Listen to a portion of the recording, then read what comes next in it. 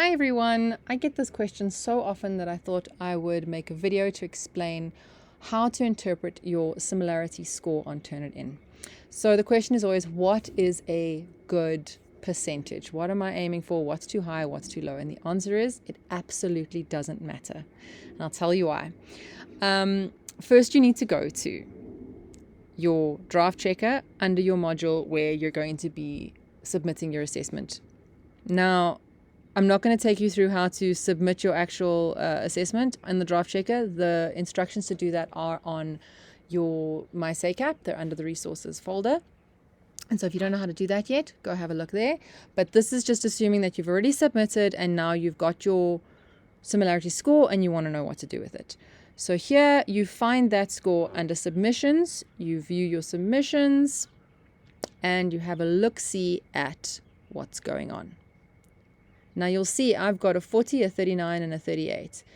This 40, it was my original submission for the paper that we submitted in April.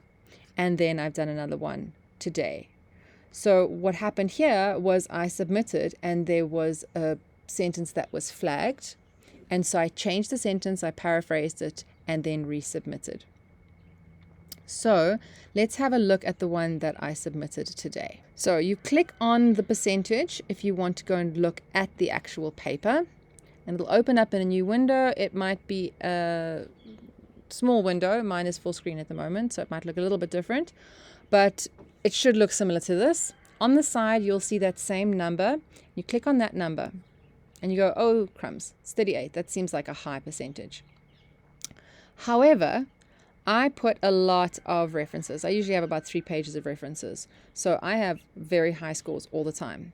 What I do first is go to the funnel, exclude quotes, exclude bibliography, and you click apply changes. On your side, you might need to scroll down to get to this option, but you have to click apply changes on the bottom corner for it to come down. And as you can see, it's come all the way down to 6.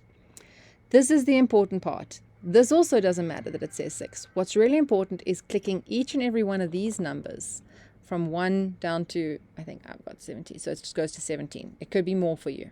It could be fewer. So you click on the first one and it will take you to Bachelor of Applied Social Science. This will be on every person's paper who's doing majoring psychology and counseling. And so it's obviously going to come up as a similarity because remember, that's what Turnitin recognizes, is similarities with other people's papers and journal articles, websites, and the rest of their database. So this is obviously going to come up. You can't paraphrase this or rewrite this in any other way.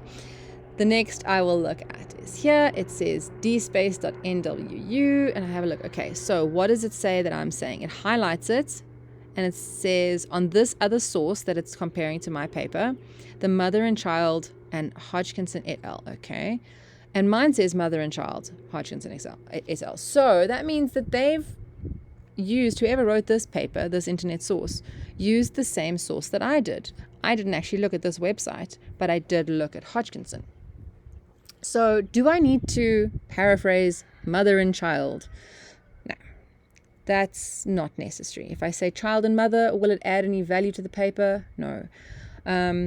If it said cause stress such as depression and has a negative social impact on the mother and child, then I would be plagiarizing from this website. But this is not plagiarism. And so we don't have to worry about that. Then I check the next one. And this goes tailored to the needs of. Tailored to the multicultural needs of. Do I need to? No. That's just a sentence. There are only so many ways to say certain things in academics.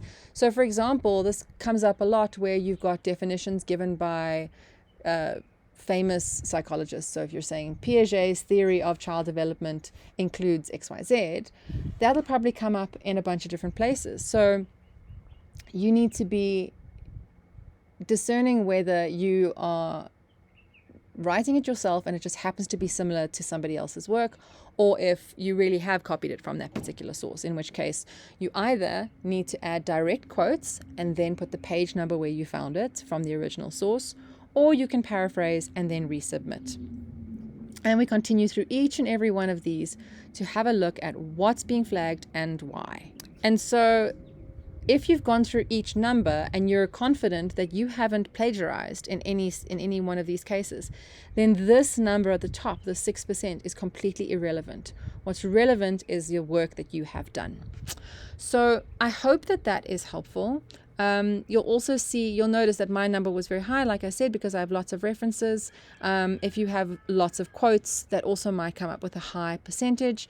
And again, it's up to you to decide whether you'd like to include the quotes or rewrite them as a paraphrased sentence.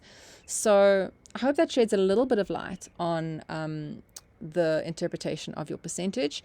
And if you still have any questions, always check with your educator. That's what they're there for. All the best and good luck with your assessments.